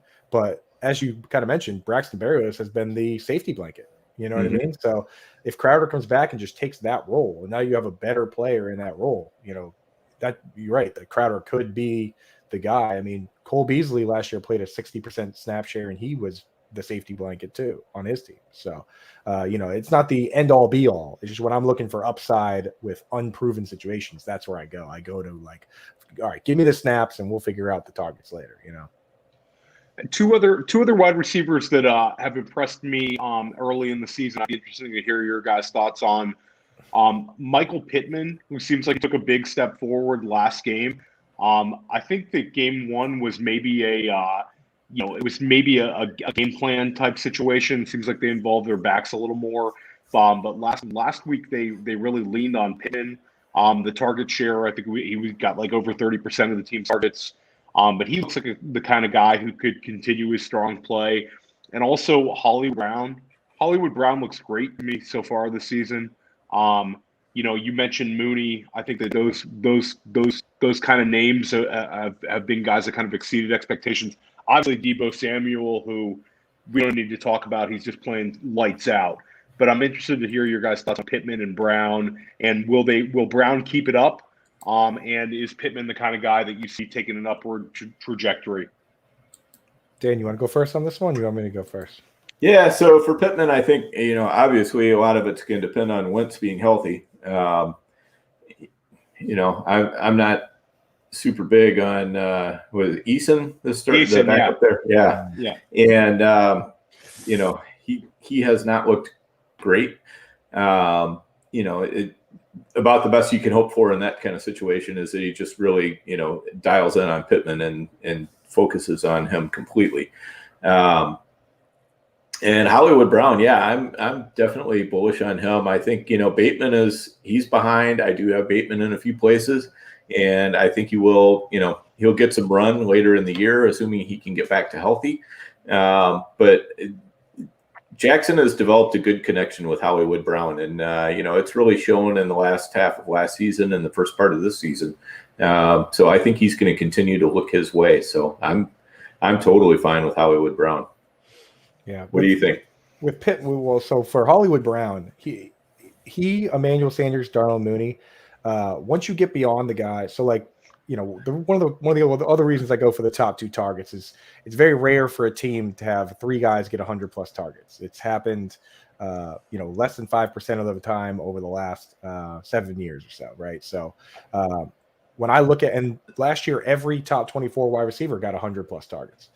But when you look through the past few years at guys that can break that top 24 wide receiver threshold without 100 targets, it's high efficient field stretchers. The Stephon Diggs did it, Tyler Lockett did it, Tyreek Hill did it, and like a guy like Hollywood Brown is that exact type of dude, maybe even a Rondell Moore, Emmanuel Sanders, guys that are taking out Darnell Mooney, who runs like a 4.2 something or whatever it is, like guys that can take off big chunks. That's kind of the only way you can sneak in the top 24 without a ton of targets. So I'm right there with you on that crew, So and then as far as Michael Pittman goes, so many people were saying, "Oh, you got to get rid of him because he didn't break some rookie threshold for stats." It's like, dude, you can't just lump everyone into these we're not fishing where you check the size and you throw him back. It's like the dude he got hurt, he had compartment syndrome, and they told him that he might lose his leg. You know what I mean? It's like this guy was badly injured. He's in the hospital. It's like, so you're going to say because he didn't get X amount of yards because, he had compartment syndrome, which I had to Google, and it doesn't sound great. It's like, I'll never be one of those guys that says I'm going to quit on this guy because he's been hurt, it's kind of it's getting there with Paris Campbell, but I mean, with Michael Pittman, there's no way you could watch him going up against Jalen Ramsey in that defense last week and not come out of that feeling encouraged, right? Right. Yeah, exactly. I think that's a great point. And, compartment syndrome is serious. I mean, that's basically what pretty well ended Hakeem Nicks's career. Really? That's what he had? Yeah. Wow. Yeah. And, so it's one of those deals that, it is really definitely serious. And people do lose limbs from it. So, it's nothing to play around with. The nice thing is he was able to make a good recovery from it. That doesn't always happen. So, I think you're exactly right. You got to give him the benefit of the doubt and really almost kind of treat this almost like a second rookie year. And, he's coming out strong. So, and he showed out well at the end of last year too. In the playoffs, he started to look pretty good as well. Yeah, for sure. All right. Well, let's hit the running backs real quick before we get ourselves out of here. We're not quite to an hour and a half, but we're getting there. But let's talk about the running backs a little bit. And what running backs, Cooper, you looking to target to get on your bench before they pop? Who's some guys that you added last week on the waiver wire? Who are you eyeing this week, and where are you going with that? Oh, so we're talking on this one, guys to add. Yeah. So for me, the guy that I liked from the very beginning. So I was kind of in his camp. You see the shirts, you see stuff hanging here. But James White has always been capable as a pass catcher. He's caught a pass in every single game going back to the Raiders game in 2017.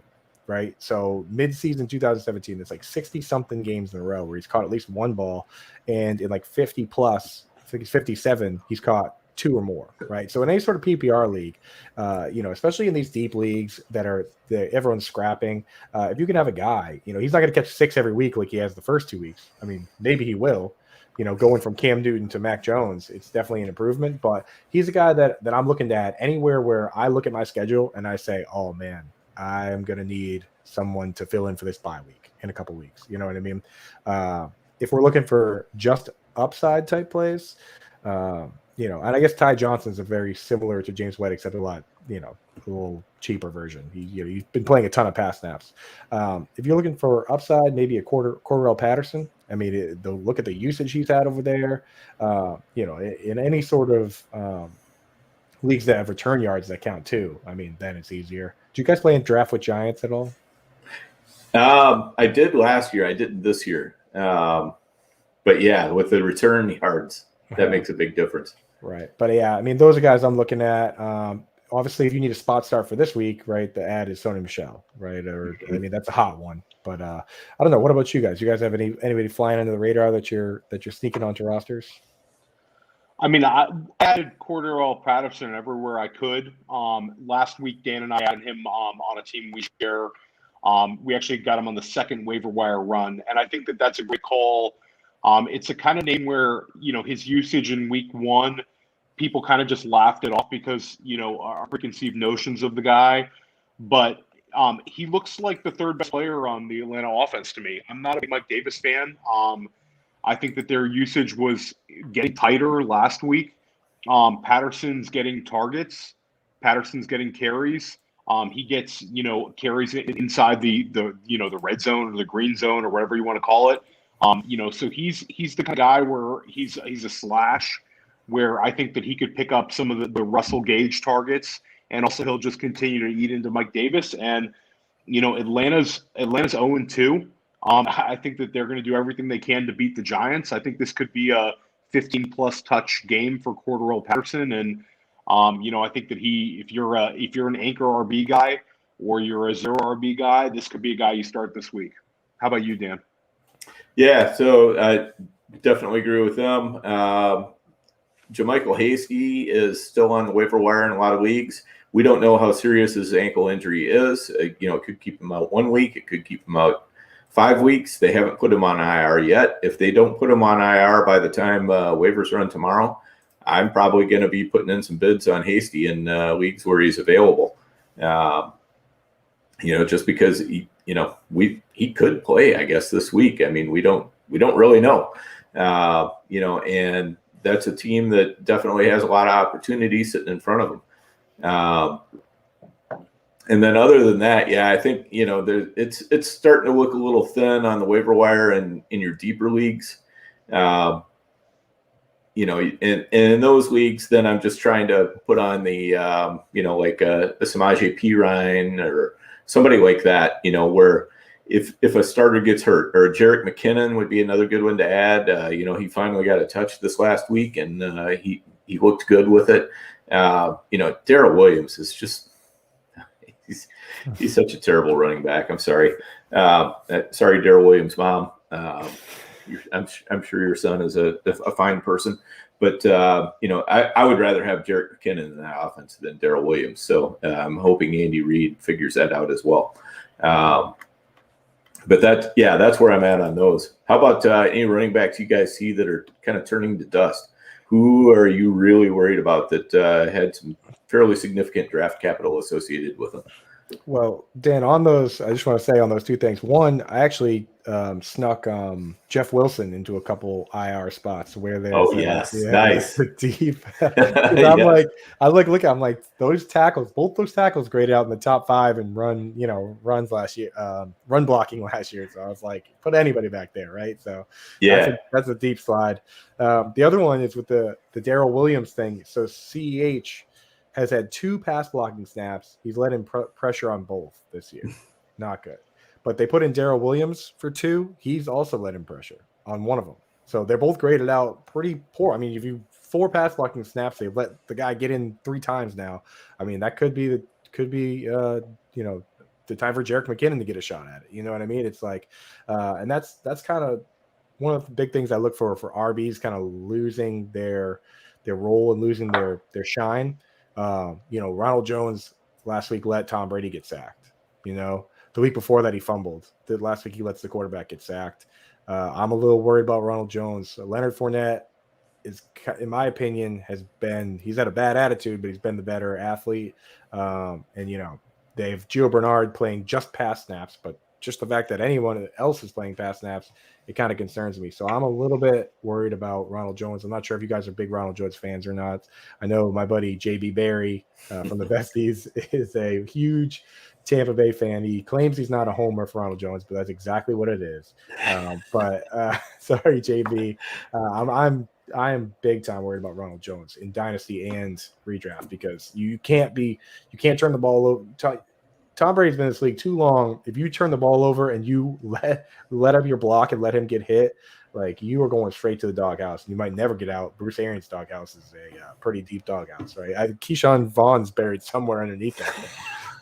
So I mean, he got COVID and then he was like, "Nah, you're done." So it's just like I don't know. I worry about anybody on a team with 3 running backs who's making mega mistakes like that. What about you guys? Anybody you guys see kind of falling? Well, I just got to say on Keyshawn Vaughn, I mean, according to Bruce Arians, all the running backs are starters, so technically he's a starter. It's like that year the Red Sox had 5 starters, but like they all had ERA like 7. Yeah, so 5 aces. That's what it was. 5 aces is what the Red Sox had that year. Oh, yes. Awesome. Yeah, came in dead last. So, yeah. So, what do you got? What do you guys got? I mean, the running back that looks to me like would be the easy dynasty sell is if you can cash out on Zeke Elliott right now and get top dollar for him. I think you have to consider it. Dan has talked up Tony Pollard now for a couple of weeks, and I think if you have eyes and you just watch these games, it's clear who's the better back and the more talented player. And I don't think Zeke will disappear. He's going to be the goal line back, and he's going to be the early yardage back. But he's going to get a lot of kind of empty calorie touches. I don't see him commanding a lot of targets. I think Pollard's targets are going to increase, and Pollard is the back who they get out into space. So even if it's I think it's going to move towards like a 60-40 split, and I think those 40% Pollard snaps are going to be just as valuable. He's outscored him through 2 games, and people will kind of brush that off. But if he outscores him through 6 games, it's going to be like panic mode. So I think if you're in a position that you can kind of move Zeke in Dynasty, I don't think it's the worst. I'm not saying to sell low, but if you can get, a like for like, trade compensation, I would consider doing it. And then the other player who's kind of a high profile guy who actually think looked great the first 2 games, that might be at the peak of his dynasty value is David Montgomery. Coop brought up Justin Fields and how he's going to treat David Montgomery. I think some people might take an optimistic approach that it's going to be the best offense potentially that Montgomery's played in with a better quarterback play.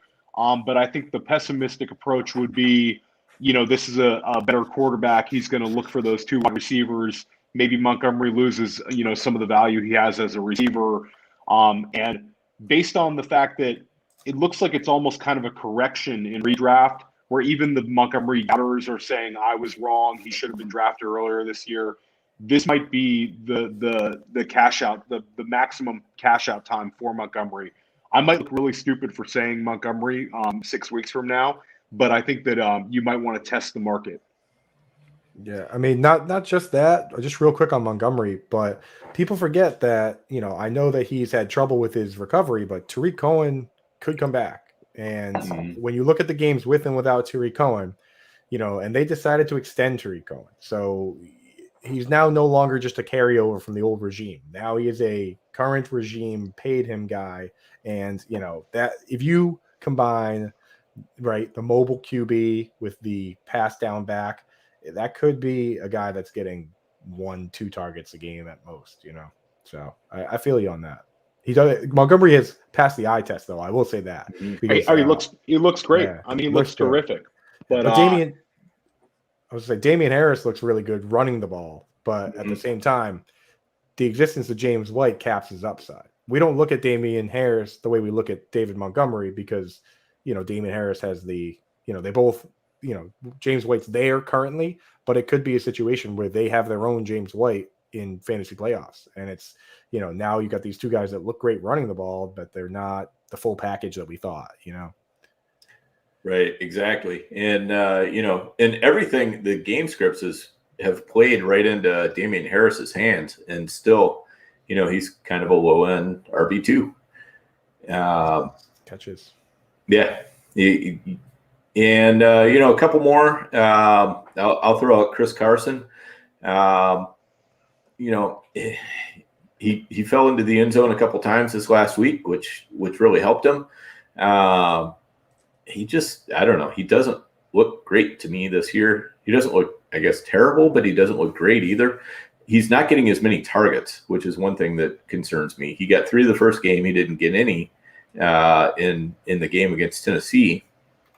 And so I'm a little bit concerned about him. I mean, we know that, that definitely they want to establish the run in Seattle. But I'm a little bit concerned that, like Alex Collins or somebody like that could start working themselves into a little bit more of a role. I don't think it's time to panic, but if I could pivot off of Carson and get some pretty equivalent value, I'd probably be tempted to do that. And then, if you want me to go way out on a limb and possibly have some real egg on my face, I'm not, Najee Harris is getting like 100% of the snaps. He's getting 100% of the work. He's, he just looks like not a good fit for what that offense is doing right now. They don't have a good offensive line. He's not a very elusive guy. He's used to having those Alabama holes, that are, 2 barn doors wide to run through.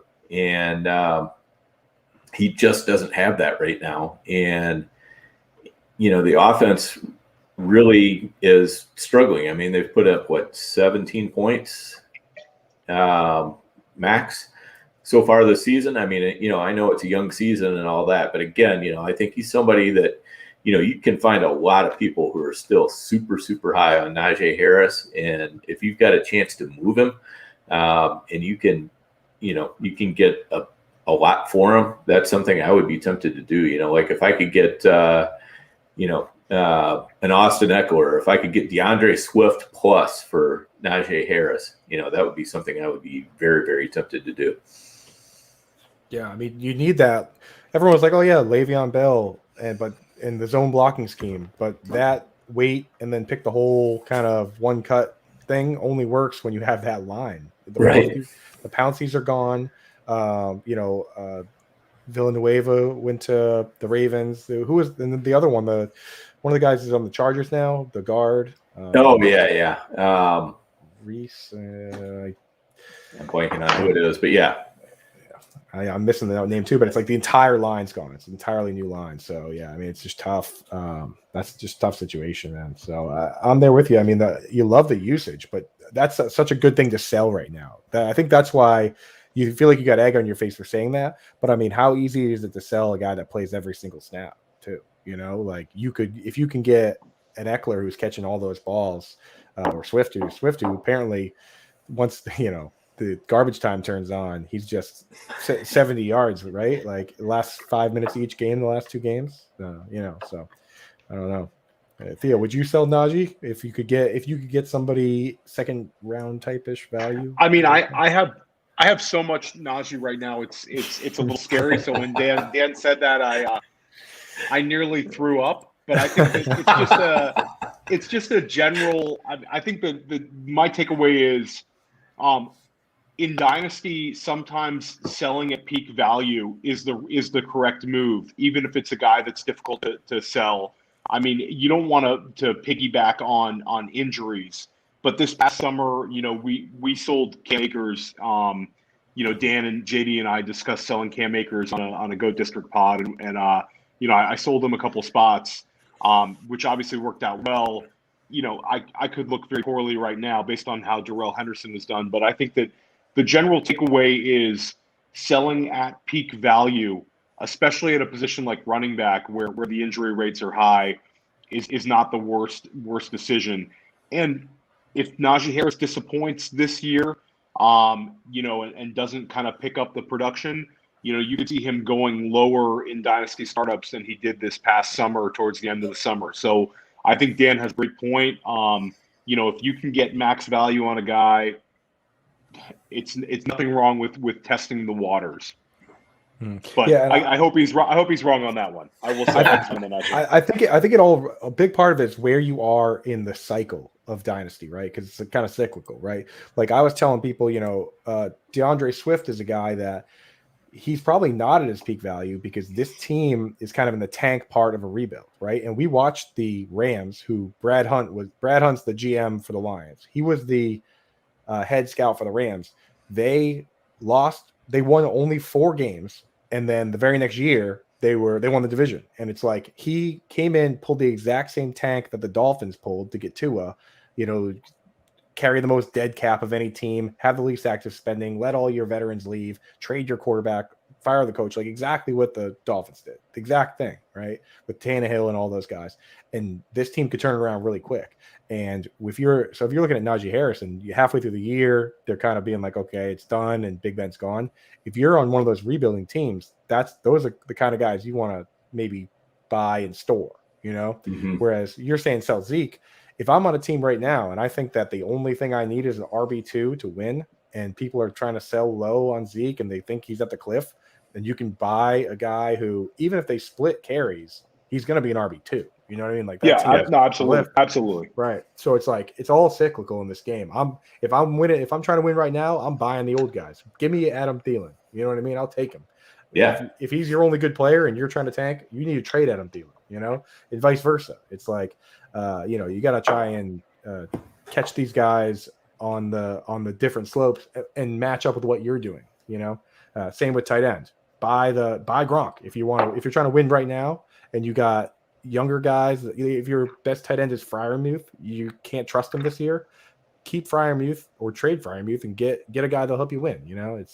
But that's dynasty. It's you got to play to your teams and your goal. Yep. Exactly. All right, guys, let's get out of here with just a couple quick questions from our watchers or listeners. First one, Famous Jay, what do you do about Jonathan Taylor? I'll start on that. I mean, I'm still playing him no matter what. I don't think he can sit him. With Eason at quarterback, whatever, I think they're going to devise a game plan, which is probably going to, and it very well could involve getting him some targets too. So, while my expectations are tempered, I'm certainly not sitting him. Coop, what do you think? I mean, again, it's such a small sample size, right? Like you have the best. I guess. I mean, now Brandon Brooks is hurt. It's kind of hard to say anybody is as good of a run blocking guard as Quentin Nelson, right? But you put him up against Aaron Donald, and you're not getting the benefit of that. You know what I mean? Like, so we got this small sample size of him going against the best player, maybe in the entire league, right? Let's see how it looks when he gets a kind of better matchup. And next week's probably not going to be that good of a matchup. Jeffrey Simmons and all these guys are animals of the Titans too. But he's going to have, I mean, on the schedule, they have the Texans twice. You know what I mean? Like they have the Jaguars are on there twice, right? Like, they're going to be plenty of games where Quentin Nelson is running over two guys, you know what I mean? And Jonathan Taylor is walking 5 yards before he even starts running, so I think he's going to be fine. Jonathan Taylor himself he's a guy that needs to get his pass blocking together, or Nyheim Hines is going to keep eating snaps though. So if you're watching these games, and you just have Jonathan Taylor, you don't care about the rest of the team, don't take your eyes off him. Watch his pass blocking, because the better he does at that, the more he's going to play and the better he's going to be long term. Yep, definitely. Yeah, I'm playing Jonathan Taylor. I mean, you don't have another back on your bench that is going to equal his volume or even come close to it. It's the Titans. It's a divisional game. I think they're going to lean on Taylor. They'll lean on Hines. And it's, they're going to do everything they can to make the game easy on Eason. And the easiest thing would be, Taylor, getting 20 plus rushes and being productive. So there's no situation where I would be sitting Jonathan Taylor. Yep, for sure. Agreed. All right. One last one. We sort of danced around this one, I guess, a little bit, but who do we like in place of Deontay Johnson in Pittsburgh? So I did see this Instagram post. I saw it. Did you guys see it? It was. I did not see it. No. About his comeback or something, his recovery. It was very cryptic and it didn't sound good.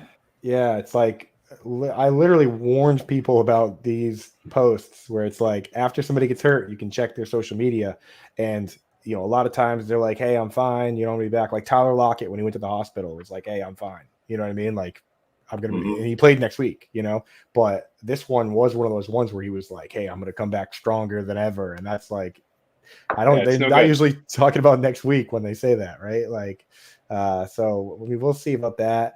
I think what ends up happening is, what we want to see, which is the highly consolidated snap share of Juju and Claypool, both of them just playing in every two wide receiver set and James Washington coming in sporadically, but James Washington may be a DFS dart throw, but I think it rises. It'll be a big boost for Juju and Claypool, just making them a lot more trustworthy. That's my thoughts on it. I mean, would you guys go James Washington in anything or? I mean, I play NFFC and Dan does as well. It's a start 3 wide receiver and a flex and 20-man roster. So I'm sure James Washington will be picked up in a lot of NFFC leagues, but I don't have much expectations for him. For me, I think this is if you have Juju, you should we're not happy out any injury, obviously, but you should feel very confident in the amount of work he's going to get. Claypool hasn't looked great to me. He should have come down with that touchdown catch last week. And I think that Juju and Big Ben's going to lean on Juju. I think he'll get a ton of targets. I think he's an easy wide receiver 2 moving forward. How about you, Ben? Yeah, I think Juju is definitely the answer here. And, I'll probably throw some bids at James Washington, but I'm not going to break the bank for him or anything. I'm just not that confident. And, again, it kind of comes back to that whole Steelers offense. I'm not super confident there's a ton of points coming out of there. So, that's why I'd rather stick with the more established guys if I'm, that are probably already on my roster, that rather than trying to reach for, a home run with James Washington. All right, guys. Well, we are at a $140 already. So. It's easy to do it, man. It's easy to do. Yeah, I feel like this was a lot of fun. A lot of fun. Yeah. Absolutely. So, Coop, let's let you give yourself any promos that you want to, anything that you want to pump up, and let us know where we can find you on Twitter and all that good stuff. Yeah, for sure, man. So I try and share as much stuff as I can on Twitter at Coupe Fiasco. It was on the screen there, but yeah, COPAFIASCO. Find me on there. Ask me any questions. I do my best to answer all of it. A lot of our stuff at Fantasy Alarm. So pretty much all my articles are at Fantasy Alarm. Everything, all the really nerdy stuff that I write. I do a DFS article. I do doing snap count article. I do one article that's whatever I want every week. That was a deal I negotiated. I was like, they were like, you got to do 3 articles this year. I was like, okay, third one's whatever I feel like, and they were like, that's perfect, right? So, and then I do a couple videos. So that's some of that stuff's behind the paywall, but that's at Fantasy Alarm. And then you can catch me regularly with a couple podcasts that I do. The Fantasy Alarm podcast, that's free, Spotify. The Fantasy Besties, and that's with our buddies from the Scott Fishbowl League there, Dan. And then the lightning round with Kevin Tompkins and Scott Fishbowl winner Gary Haddow. That stuff's all linked to my profile though on Twitter. So yeah, absolutely. The free one on Fantasy Alarm, that's really good. I caught your pod last week, and just a really nice look at week 2 going through, and it was pretty quick. It was concise. It had a lot of good information. It's what I like. And man, the best thing I can say about Coop is, I hate to put it this way, but man, I love using your research. You're doing all the grunt work for me. That's why I do it, man. That's why I do it, brother. If you can, if one person uses it, and then every once in a while they say, I got this from Coop over at Fantasy Alarm. That's what it's all for, man. I'm trying to help everybody out. So I appreciate you saying that and actually reading, so thank you. Yeah, absolutely. Yeah, it's great stuff. And, that's one of the reasons why we wanted to get you on here is because, I'm like, man, it's criminal that, I'm using all this stuff and, mining all that information. And we just got to get Coop on here and give him a shout out and talk about it a little bit. And,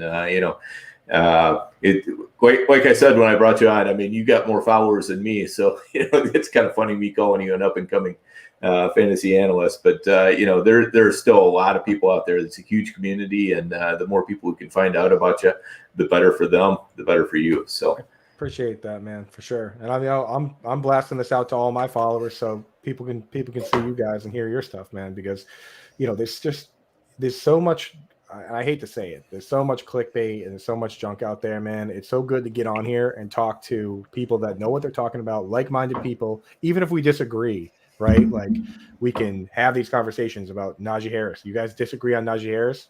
Nobody's yelling at each other. Nobody's getting upset. It's like everyone's bringing facts.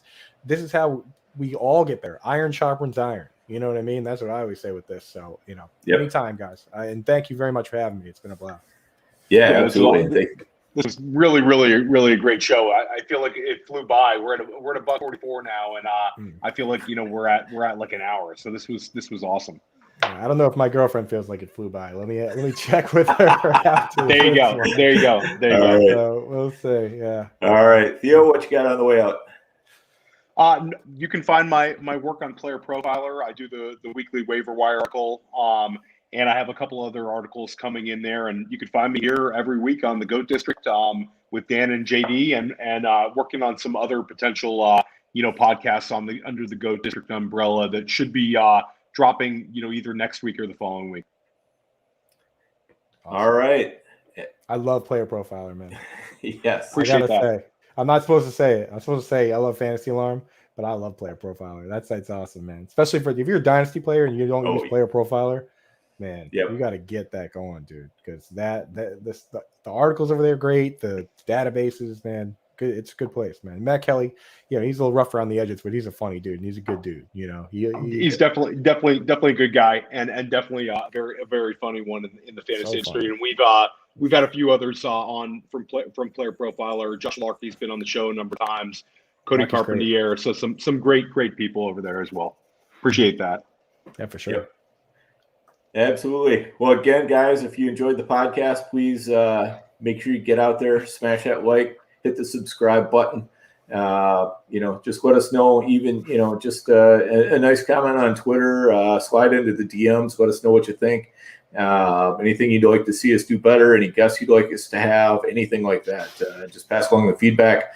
We love it. And with that, we are going to get out of here and let you get back to your lives.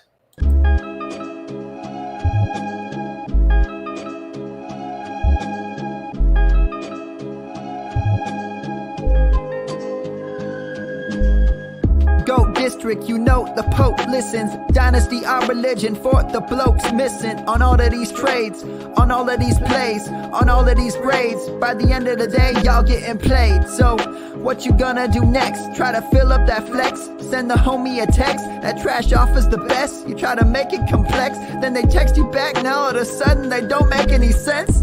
Broaden your horizons, boy. Dynasty's not for the Simons, boy. These trades not for consignment, boy. Respect your opponent, y'all some piranhas, boy. This my advice from me to you. Open up your cute little podcast queue. Search up GOAT District, my dude. Pop it in your ear, man. Y'all know what to do. It's the and I always be traded. And I always be traded. And I always be trading. Y'all try to betray them, but first you gotta bait them. Fish.